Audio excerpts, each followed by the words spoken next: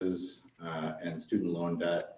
Those are challenges that I'll focus on for this presentation, just for the sake of time. I think access to healthcare, climate change, soil health also belong on this list, obviously. But we'll just use these examples, and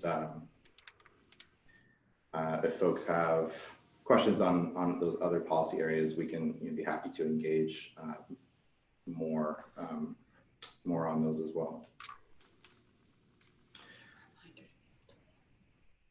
Oh, and yeah, I guess if you're not muted, if you could mute until you have a question or something. Okay, so now we're going to do a breakout exercise. Thinking about those challenges that we've just talked about. If you could take a few minutes, how long are we going to take, Elizabeth? Did you say 8 minutes or? So yeah, the way the breakouts will work is David will pose the question and we'll also write it in the chat box for you. And then we'll take 8 minutes. We'll send you all into breakout rooms of 3 people. And then we'll give you 8 minutes and then you'll be automatically brought back to this central space after that time period. So, and then us here in the real room, we'll have a discussion in person, so. Great. Yeah, and so the question really, and you can sort of take this whatever direction feels natural, is just to think through, those statistics and those challenges, and think about challenges that you're facing or that farmers in your community are facing in your state or region, and just take some notes and have some discussion about those issues. And then we'll come back and talk about state policy examples. Great, so we'll break you out for 8 minutes. And like I said, then it will bring you back automatically. So discussing, once you're in the breakout rooms, what challenges you're finding are the biggest for farmers who you work with, or if you are a farmer, what you're facing. And then we'll come back as a group.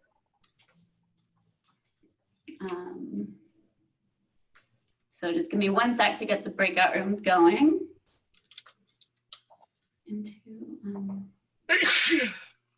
Bless you. I'm opening them all. All right, so hopefully you're all in breakout rooms. You're gonna have to click a little link that says that you're willing to join that group or that breakout.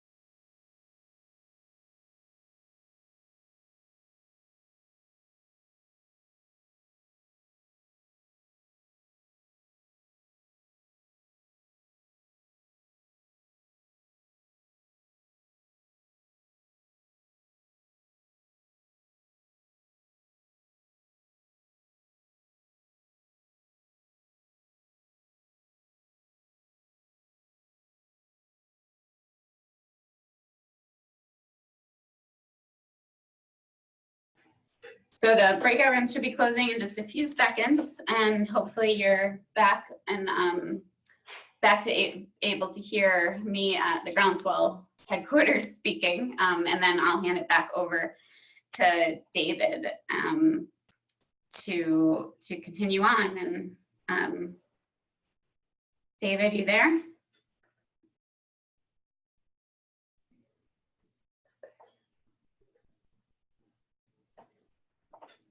Should we hold any sort of reporting out until the end? We can do that. No, whatever you prefer. We can definitely do some reporting out now if you'd like.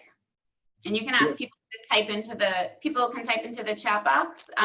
If you don't see a chat screen, you just kind of hover on your Zoom with your mouse, and there's a chat button, and then you can type into there. You're also welcome to unmute yourself to ask a question. Sometimes that can get a little messy, but if it's written into the chat box, then David or I can repeat it. So feel free to share anything out. Yeah, that sounds great. Why don't we, how long should we take, do you think, for that? Yeah, 5 minutes or so. Okay, yeah, if folks want to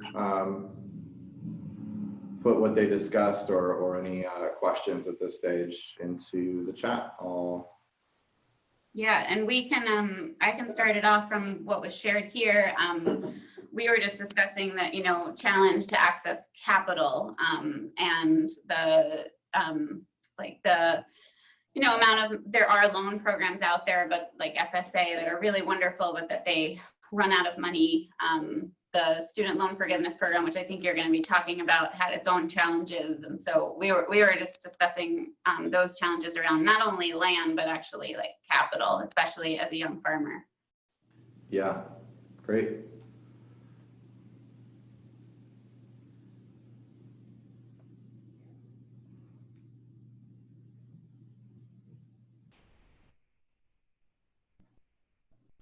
Yeah, feel free to type in other things in the chat if they come to you, but otherwise, David, it seems like you can continue on.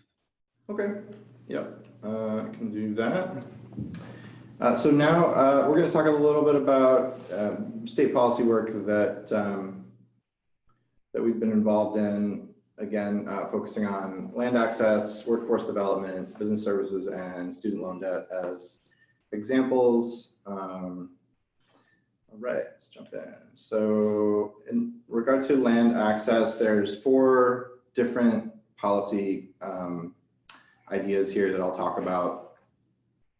None of these individually, and probably not collectively, unless implemented on a mass scale, are going to solve land access altogether, right? Like, this is a huge structural generational challenge, but these are some ideas that have some of which have been proven to work well, and some of which are newer, that I think all sort of complement each other to help protect farmland, keep farmland affordable for farmers, keep it in the hands of farmers and farmer ownership, and improve access to farmland for young farmers and farmers of color. So working farm easements, what we mean when we talk about working farm easements is easements that protect farmland, but also protect farmers by protecting the affordability of that farmland, by limiting the resale price, and by ensuring that that farmland stays in farmer ownership. So traditional agricultural conservation easements have been a hugely important tool in states across the country. At the state level, at the federal level, programs to protect farmland have been really, really important in keeping farmland from being developed. But as we see that exurban growth from urban centers, and we see farmers trying to be in close proximity to those markets, there's this constant struggle for farmland where you have real estate markets for second home markets, other non-agricultural real estate interests looking at farmland together with farmers looking at that farmland, and the farmers can't compete, right? And so working farm easements are a way to control that resale price so that it reflects the agricultural use value of that land, not the aesthetic value, the viewshed value, if you will. So that's one provision that is essential to what we call working farm easements, is that agricultural use value restriction. The other is a qualified farmer definition that says, not just anybody can buy a property protected by a working farm easement. Typically, a qualified farmer definition includes something that points to your experience in farming, that you have, say, 50% of your income coming from the business of farming, that you have a demonstrated farm background, farm business plan, things like that.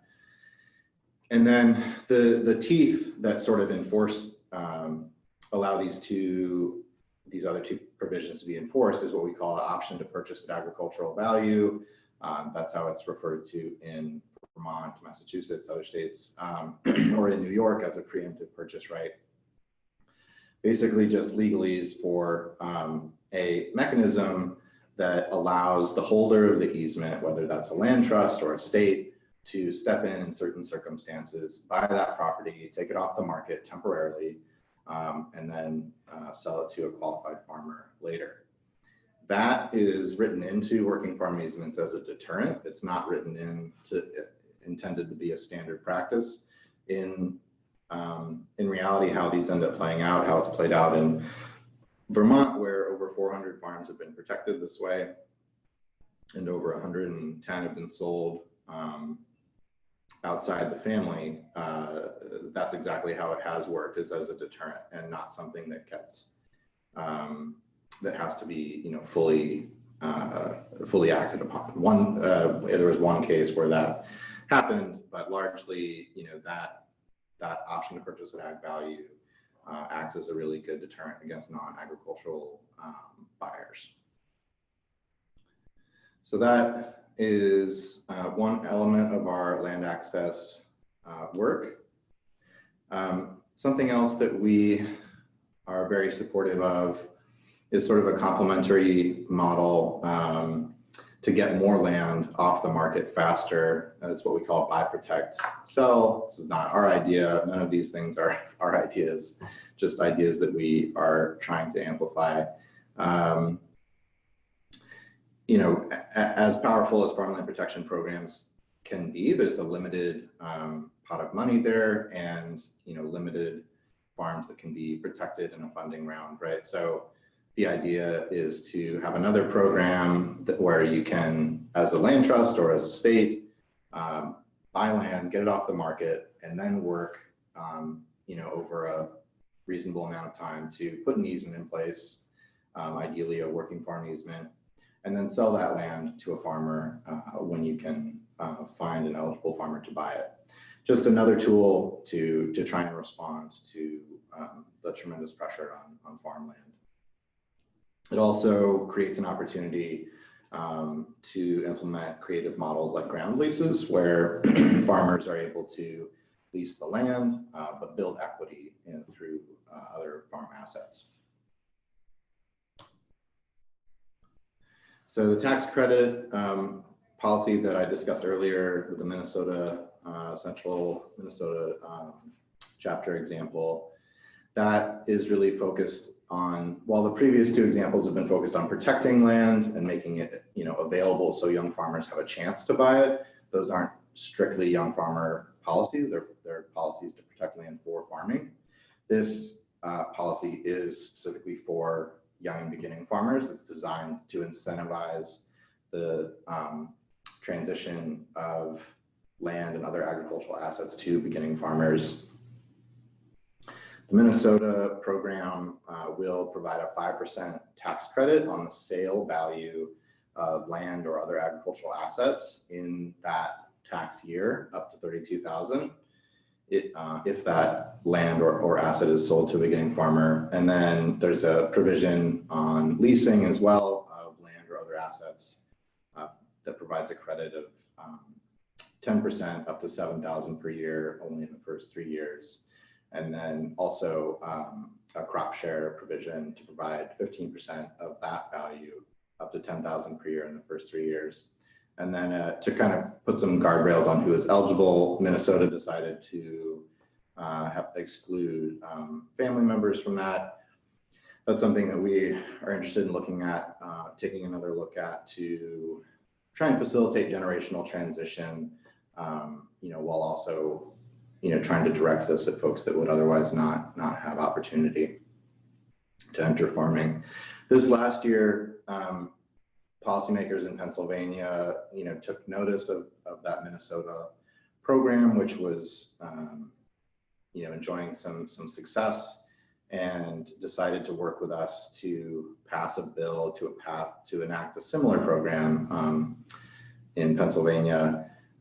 Very similar, except doesn't have a crop share provision, just in recognition of types of farming happening there in PA. And then they had a little bit different take on the familial exclusion, allowing family but not business partners. There's a number of other states around the country that have similar programs. These are two that we've been involved in.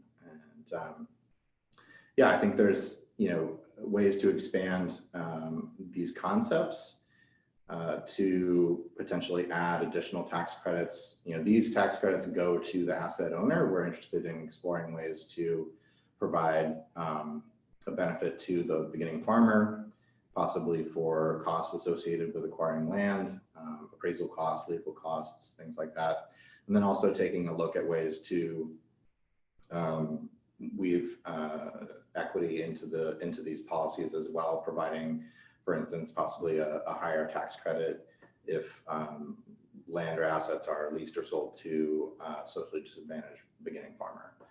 So thinking about ways to kind of expand these ideas.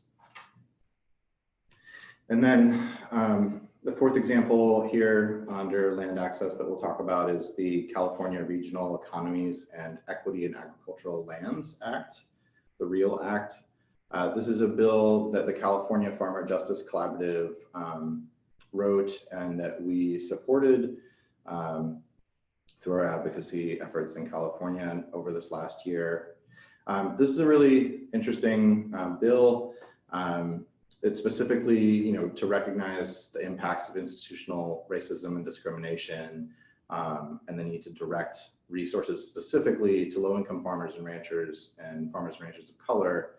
This bill would set up a program to provide grant dollars to eligible entities that are working in their communities to protect land, but also to facilitate the leasing, the long-term leasing and sale of that land to socially disadvantaged farmers. So it's specifically a bill sort of set up to tackle those issues in a really creative way. This was not successful in this legislative session, but we will definitely work to take another run at that and see how we can bring those ideas to other states as well. All right. So looking at agricultural workforce development, farmers, talk to us about labor challenges, both in terms of finding the training that they need to be effective farmers and to really kind of climb that ladder of engagement into running their own farm. And they also talk about access to or availability of skilled labor. And what we're trying to highlight when we talk about ag workforce development is, while like traditional conversations of workforce development policy really centered around specific apprenticeships and vocational education for specific, trade and manufacturing jobs, learning, one skill through some classroom instruction and some on-the-job training.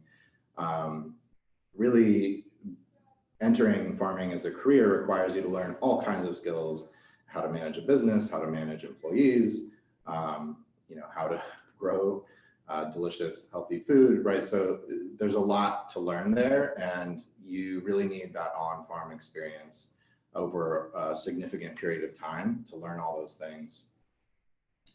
And there's models out there that are providing that, on-farm internship and apprenticeship programs, incubator programs, on-the-job training, where somebody hires you and they're willing to sort of be that, either in an official way or unofficial way, be that mentor that you need. Those models are out there, and we really want to direct funding to them.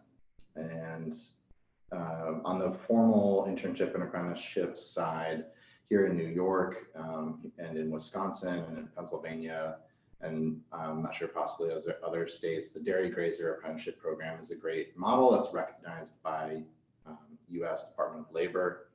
Also, Pennsylvania Association for Sustainable Agriculture has set up a diversified vegetable apprenticeship program, which is now recognized by the Commonwealth there. So what we worked on in Colorado in 2018 was a bill to do a cost share, 50-50 cost share for the cost of setting up and running on-farm internships and apprenticeships. And I think that model is something that we're interested in working on in other states. In this last session, New Mexico passed a similar bill. We really want to just direct support to these sort of proven models that will provide that necessary training for farmers to have successful farming careers, and also provide skilled labor for more established farmers. So talking about farmer business services, sort of somewhat of a catch-all, a couple of examples here. I'll talk a little bit about the New York New Farmers Grant Fund program, and then also just in regard to farmers accessing technical assistance, because young farmers are often not coming from a farming family, from a farming background, they're not plugged into those traditional pathways to knowledge and resources. And sometimes it's as simple as just, doing better outreach to those young farmer communities. And then sometimes, existing programs can be improved to work better for young farmers. In this example, there's a great program set up by New York State, has been very successful, but farmers in our network were giving us some feedback that a few things could be changed for it to work a lot better. So for this New Farmers Grant Fund program, it's designed to fund improvements on the farm. The minimum total project size that you can do under the way that the program is currently set up is $30,000. That's the smallest total project size. If you're putting in the lowest cash match as the applicant. So for farmers who are very, very new and who are just getting started and need like a few $1,000s, $10,000, $15,000, this program really isn't designed for them. So one of our recommendations in this last legislative session was to change that to have some lower tiers implemented so that farmers could access this program in that way. Farmers also told us that they were challenged by a provision in the program where you can't do semi-permanent or permanent construction on leased land. Young farmers often get started on leased land. Sometimes, 5-10 years later, they're still leasing land. They have very successful farm businesses, but they're really struggling to find land to own. From our perspective, that farmer in that example is very much worthy of the state's investment. And what we proposed was for Empire State Development to allow that and to find a way to make sure that the farmer is able to carry that equity forward if they leave that farm, so that the benefit doesn't stay with the landowner. The third thing that we sought to change was for grants of $5,000 or less to have that be an upfront payment. The way this program works, and many grant programs work, is that you get reimbursed along the way as you do the project. If you have cash on hand or access to credit, that's fine. If you don't, it's a little hard to manage. So for those lowest tier awards, we proposed having that be an upfront payment. The bill that we worked on with Senator Metzger and Assemblywoman Lupardo on this program did pass both houses, and it's waiting to be signed by the governor. So we'll see if that is enacted this year, and work on implementing those changes. Okay. Student loan debt, I don't think I need to explain that concept to anybody. Obviously, it's a huge challenge for a lot of people across the country, farming or otherwise. But when you're entering a very risky and capital intensive business, having that debt burden just makes everything harder. It makes it hard to access other resources. It makes it hard to capitalize your business. It's just another added barrier to entry for young farmers. And you know, it's worse now than it has been for previous generations. So I think there's a lot of reasons to tie or to design programs to help young farmers with that debt burden and to help create a pathway out of that debt and into a farming career. We're working on this at both the state level and the federal level. A few years ago, we took a run at this through at the federal level, trying to add farming to the Public Service Loan Forgiveness Program at the Department of Education. We lost in a House committee vote by 1, which was too bad, but we are actively running that campaign now again, and hoping for success there. There's a House bill that would make that change, and also a Senate bill that would create a solution through the USDA. And then here in New York, we worked on a bill again with Senator Metzger and Assemblywoman Lupardo and others to modify the Young Farmer Loan Forgiveness Incentive Program in New York. This is another great program, working well, but could be working better. The way that this program is designed is, if you are committed to farming in New York for 5 years, if you have debt from a New York higher education institution, you can apply for this program, but you have to do so within 2 years of graduating. And for farmers, especially if they're not coming from a farming family, which we know many are not, you have to graduate from school, decide you want to be a farmer, get some experience, work yourself into a farming job, into a operating your farm business or a component of that farm. Find out about this program, that it exists, right? Apply and successfully be awarded within 2 years of graduating from school. So we recommended changing that.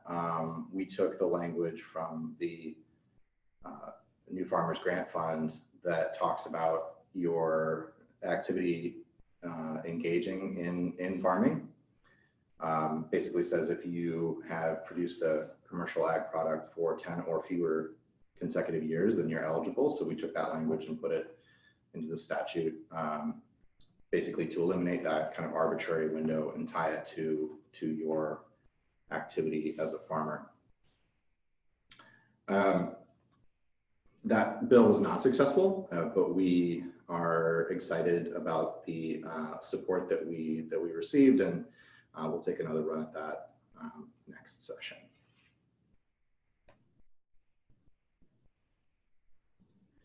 So just briefly, in terms of how to think about us and how to connect with us, we're really excited about state policy for several reasons. It can happen on a shorter time frame than federal policy. It can help build broad coalitions around policy ideas across regions, across the country. It can complement and be an incubator for federal policy change. We have staff, as I said, across 8 states. And we really want folks to think about us as a resource for farmers, for partner organizations, for policymakers, as we all sort of work together to tackle these challenges. And of course, recognizing that while these challenges are shared by farmers across the country, successful state policies have to be tailored to state-specific needs, data, financial, regulatory, legal structures, et cetera. So working with experts on the ground to get that right. Here's a quick view of where we have chapters.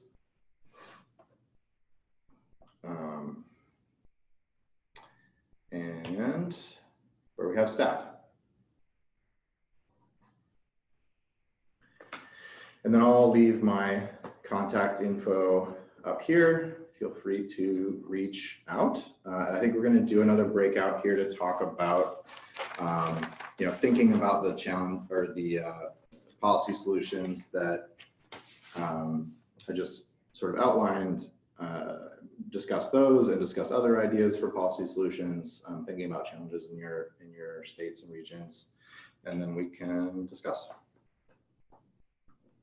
Great, so I'm going to send you all into breakout rooms once again, and again, we'll do about the same time. So talking about some of the solutions that that David was talking about.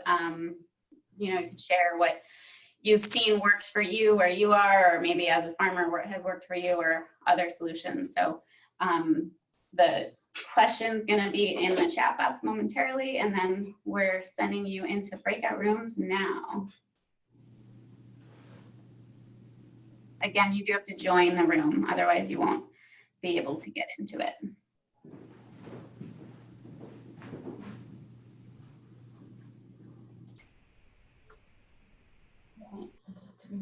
Yeah.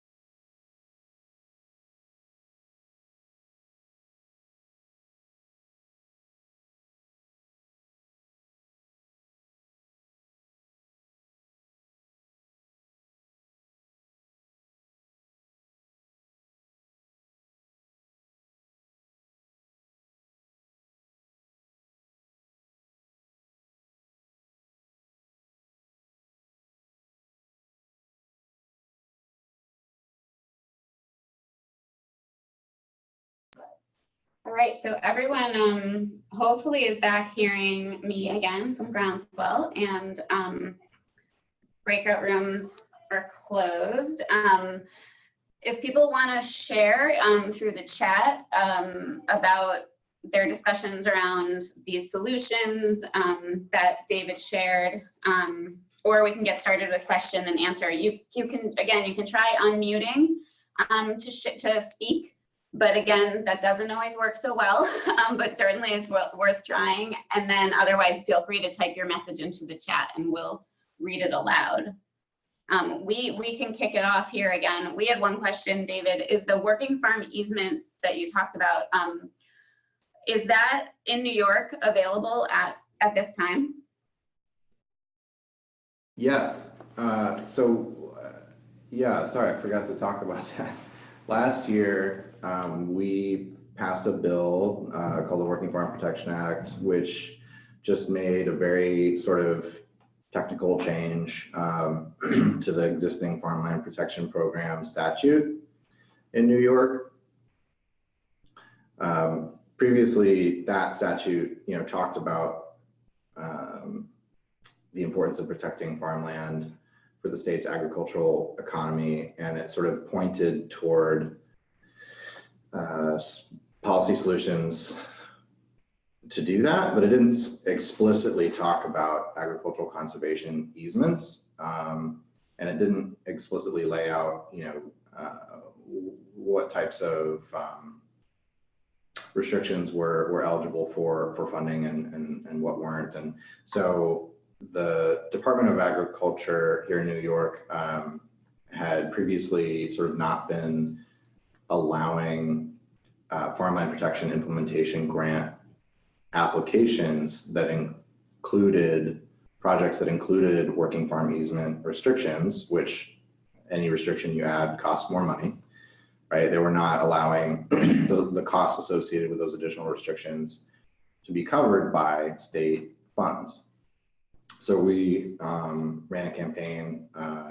Assemblywoman Dee Dee Barrett was our champion on that, along with Senator Patty Ritchie, and ran a campaign to amend that statute to explicitly say that these types of easements are eligible for state funding.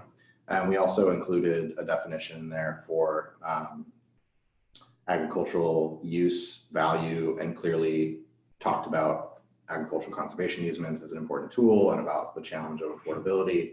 So just sort of updating that statute to reflect growing interest in that farmland protection tool.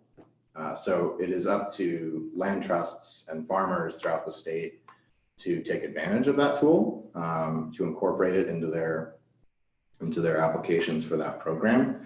And we are working to provide information about that. We have a report that we published last August making the case for these types of easements. It's available on our publications page.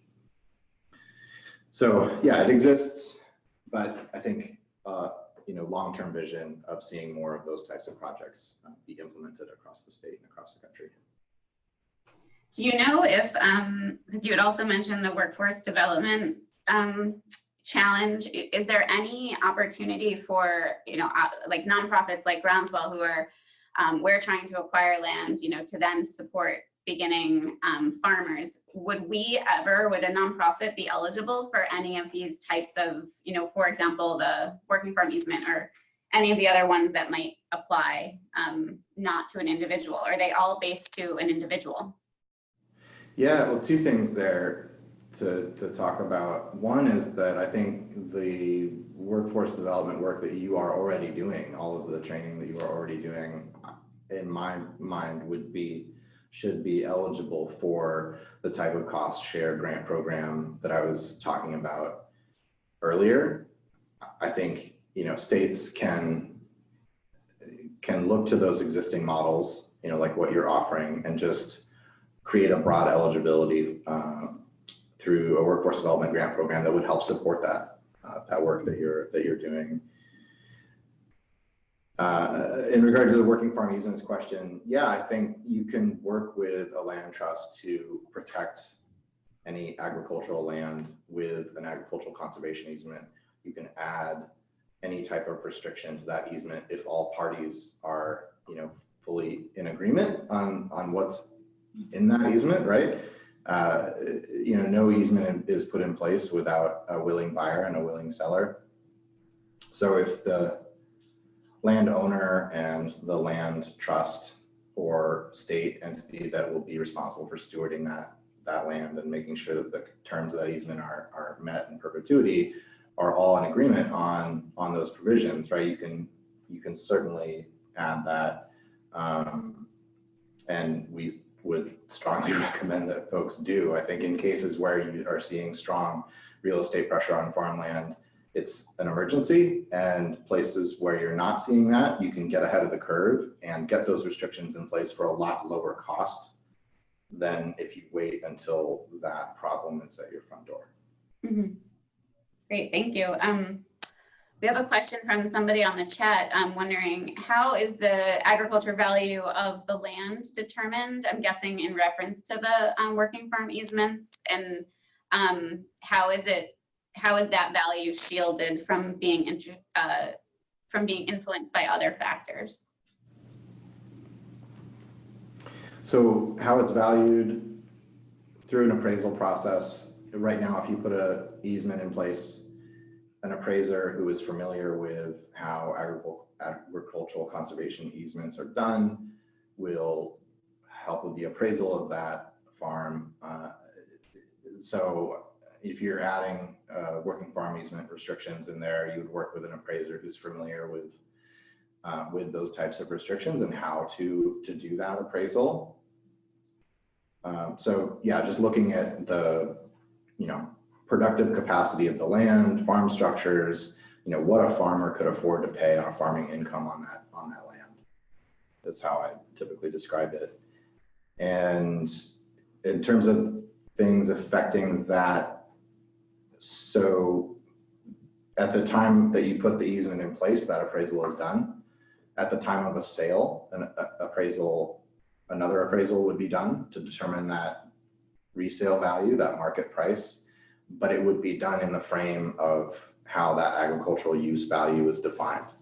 So that's where that resale price is controlled, not necessarily for a price that everyone can afford, that young farmers could necessarily afford, but that farmers in that community could afford, right? What would a farmer pay for that land? Not what somebody, the millions that somebody might offer for the view. I hope that answers the question. Yeah, feel free definitely to add more questions to the chat, especially if you have more in addition to what David just answered. David, do you have a sense, I'm sure it's really complicated, but you share all these amazing solutions, that to all of us sound great, and then they sometimes pass and they sometimes don't. Like what, I'm sure it's a game and a gamble and depends on budgets, but how do you guys approach what you're doing, and so so that they are more likely to pass? Do you lump bills together? Do you not? Can you just talk a little bit about more that policy process? Yeah, everything really flows from feedback that we get anecdotally from farmers in our network, that we get through state surveys, through national surveys, and then working with those farmers, working with partners, through research, trying to come up with solutions that are attainable, actionable, that will make real change, that will make a difference for young farmers. That change isn't always quick. And even where we have seemingly quick success, there's a broader story to tell. With the bill that we passed last year, our former executive director, Lindsay Lesher-Shute, and others on staff and others in the land trust community, the farming community in New York had been, talking about that for a long time. You can go back to a New York Times article from 2013 where she made the case for working farm easements. And I think we were in a unique moment of particular interest in that issue, and we had a window of opportunity to make some progress on that last year, and we did. And then looking forward, as I said, that capability exists, but we need to get folks to use it. So I would say that sometimes you enjoy success, sometimes not, but you know, those opportunities, it's sort of a continuum, right? You just have to kind of keep pushing. And in terms of lumping bills together, I think we try and like focus on individual things to not necessarily do a large sort of young farmer package of things, but to be really focused in our efforts and to take the feedback that we're getting and turn that into direct proposals. Here in the room, we have a somebody who, do you want to share about the event that you talked about here in New York? Sure. This is David McCabe from Rural Resources. Hey, Hal. How you doing? So we're having a Rural Resources roundtable for young farmers in Morrisville, at SUNY Morrisville on September 5th from 11:30 to 2:30. And really it's just to bring anybody who has an interest in this together to talk about what basically sort of like what we're doing here, what the issues and challenges are that are facing young farmers in New York State, so that we can start to get a sense of some of the legislation that we want to propose for the next session. You know, we'll put we're going to put some of these bills back through, but we're looking for feedback and ideas. So I will have more details and I'll email it out, but if you want to mark that down. Yeah, we can share it on where we share all this info afterwards. Great. Too. Yeah. Great. Yeah, that's excellent. Yeah, let's definitely connect on that. Great. Do you, I know you shared a little bit about the REAL Act, which in California, which sounded incredible, that was not successful so far. Do you have other examples that have been successful around the country, whether it's tax incentives or other things that are specific to farmers of color or socially disadvantaged farmers that have been successful that you're aware of? No, not that I am aware of off the top of my head, or that we've been directly involved in. Or is there any involvement that the coalition has with some of the reparations activities that are going around, or at least discussions that are going around in the country? Have you all stepped into that arena yet? Yeah, I think we're trying to do more and be better about sort of engaging, asking those questions at the beginning of our policy development processes and trying to bring equity into that work, and to reach out more in a more intentional way to organizations that are doing that work. But to date, no, we haven't directly jumped into that issue specifically. Mm-hmm. Your FSA guide is really, really helpful. We share that with a lot of people of all backgrounds, and so things like that, or the illustrated guidebooks that simplify all this stuff, I can say as a service provider are really helpful. Because how do we, as farmers and as service providers wanting to help farmers, it seems so daunting just to figure out how to go about applying for a tax credit or getting an working farm easement. And are there resources or links from you all that we should know of that we can share that help answer some of those questions? Yeah, there's a number of publications on our publications page that talk about land access, Conservation 2.0 is a good one, and then our New York report talking about working farm easements. Great. And then just making use specifically on farmland protection, making use of resources from land trusts who are doing that work. Great. I have so many questions, but I won't keep asking them. Does anyone else in the room or online have questions for David while we have him here a few more minutes? Or do you, David, have questions for anyone else? How can we be a better partner? Like, are there ways that folks are thinking about collaborating in this work?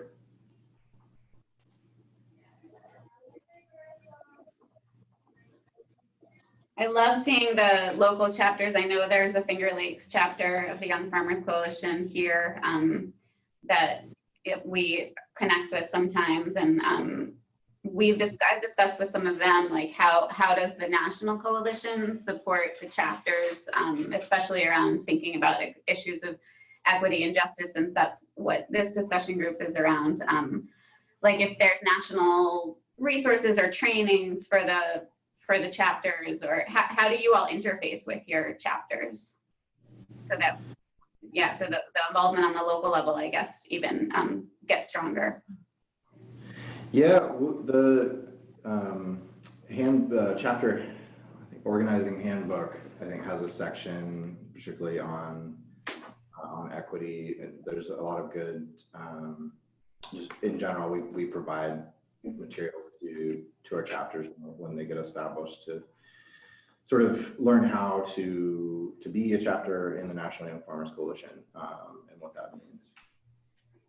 That's great.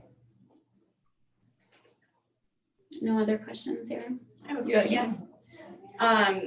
David, I don't know if you've been active at all in the passage of the Climate Communities and Protection Act.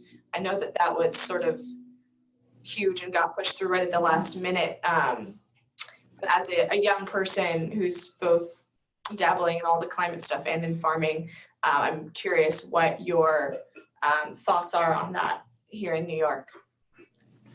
Yeah, our engagement on that bill was mainly working together with other partners in the state to try and just bring the young farmer perspective to communications that were going to the governor and the legislature. You know, we weren't involved directly in drafting that legislation, just, you know, because as I mentioned earlier, we try and be very sort of targeted in how we engage in advocacy work.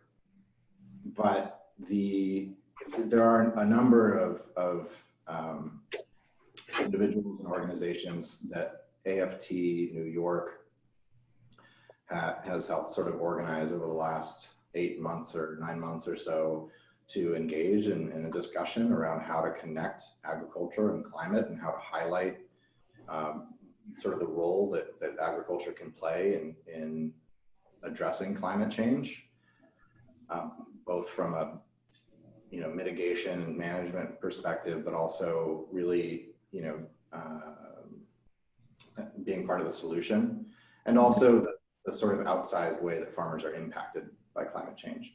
So trying to elevate that, highlight that for the governor and the legislature, together with those other partner groups. We've sent a handful of letters and engaged in various ways to do that. And I think one clear result of that is that in the list of advisory panels that this bill requires to be set up, agriculture is on that list. And in the original draft of the legislation, it was not.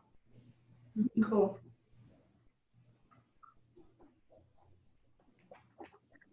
Well, thank you so much. This has been really informative.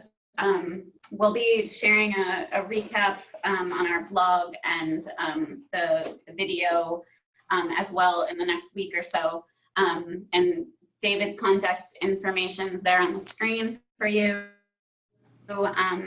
And one last time, I'll remind you that there is a feedback form that you'll be receiving about the session. And again, we beg you to take a moment to fill it out. And we look forward to seeing you at a future Farming for Justice discussion. But thank you, David. Thanks for your time and all your work. Thank you, Elizabeth. Thanks, everybody, for listening in. Have a good day. Take care. All right. Bye.